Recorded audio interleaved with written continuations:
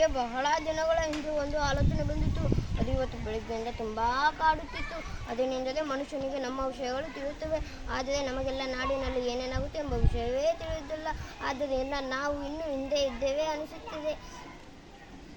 ನಮಗೂ ಎಲ್ಲ ವಿಷಯಗಳು ತಿಳಿಯುವ ಹಾಗಿದ್ದರೆ ಎಷ್ಟು ಚೆಂದ ಇರುತ್ತಿತ್ತು ಅಲ್ವಾ? ನೀನು ಹೇಳುವ ಮಾತು ನಿಜಾನೇ. ನಾನು ನಾಡಿಗೆ ಹೋಗಿ ಅಲ್ಲಿ ದಿನನಿತ್ಯ ವಿಷಯಗಳನ್ನು ತಿಳಿದು ಬರಲೇ. ಅಯ್ಯೋ, ನಾವು ಅಲ್ಲಿಗೆ ಹೋಗುತ್ತದಲ್ಲ, ನಮ್ಮ ಬಳಿಯೇ ವಿಷಯ ಬರಬೇಕು. ಅದು ಹೇಗೆ ಸಾಧ್ಯ? ಬಹಳ ದಿನಗಳ ಹಿಂದೆ ನಾನು ನಾಡಿಗೆ ಪ್ರವಾಸಕ್ಕೆ ಹೋಗಿದ್ದೆ. ಅಲ್ಲಿ ಆ ಮನುಷ್ಯ ಕೆಲವೆಡೆ ಅದೇನೋ ಒಂದು ಪೆಟ್ಟಿಗೆಯನ್ನು ಕಿವಿಗೆ ಹಿಡಿದುಕೊಂಡು ಏನೇನೋ ಕೇಳಿಸಿಕೊಳ್ಳುತ್ತಿದ್ದ. ಆ ಪೆಟ್ಟಿಗೆ ಒಳಗಿಂದ ಯಾರೋ ಮಾತನಾಡುತ್ತಿದ್ದರು. ಹೌದಾ?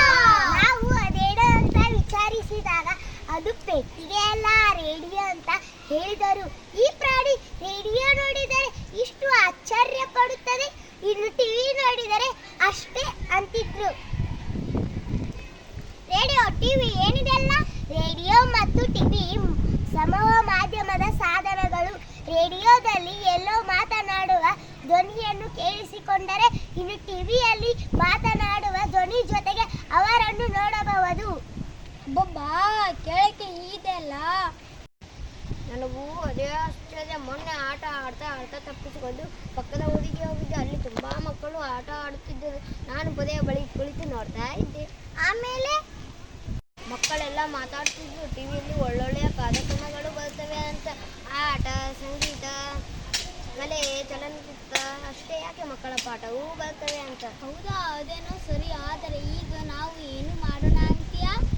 ನಾವೆಲ್ಲ ಒಟ್ಟಾಗಿ ಮುಗರಾಜನಾದ ಸಿಂಹದ ಬಳಿಗೆ ಹೋಗಿ ನಮ್ಮ ಕಡೆಗೊಂದು ಟಿವಿಯನ್ನು ತರುವಂತೆ ಕೇಳೋಣ. ಆಗ ಎಲ್ಲ ಪ್ರಾಣಿಗಳು ಟಿವಿ ನೋಡ್ತಾ ಮನೋರಂಜನೆ ಪಡುತ್ತಾ ಸಂತೋಷದಿಂದ ಬದುಕಬಹುದು.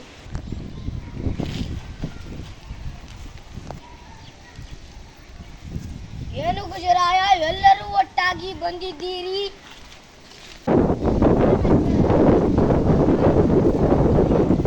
ಅದರಲ್ಲಿ ಆಟ, ಪಾಠ, ಸಂಗೀತ, ಕಲೆ, ನಾಟಕ, ಆಗಲಿ. ನಾಡಿನಿಂದ ಟಿವಿಯನ್ನು ತರಲು ಆನೆ, ಕರಡಿ, ಚಿರತೆ ಜೊತೆಗೆ ನಾನು ಬರುತ್ತೇನೆ. ಒಂದೊಳ್ಳೆಯ ದೊಡ್ಡ ಟಿವಿಯನ್ನು ತರೋಣ. ನಾಳೆಯಿಂದ ಕಾಡಿನ ಎಲ್ಲ ಪ್ರಾಣಿಗಳಿಗೂ ಮನೋರಂಜನೆ ಹಬ್ಬವೋ ಹಬ್ಬ. ಆದರೆ ಒಂದು ಷರತ್ತು, ನಮಗೆ ಅವಶ್ಯಕ ಮತ್ತು ಉತ್ತಮವಾದ ಕಾರ್ಯಕ್ರಮಗಳನ್ನು ಮಾತ್ರ ನೋಡೋಣ.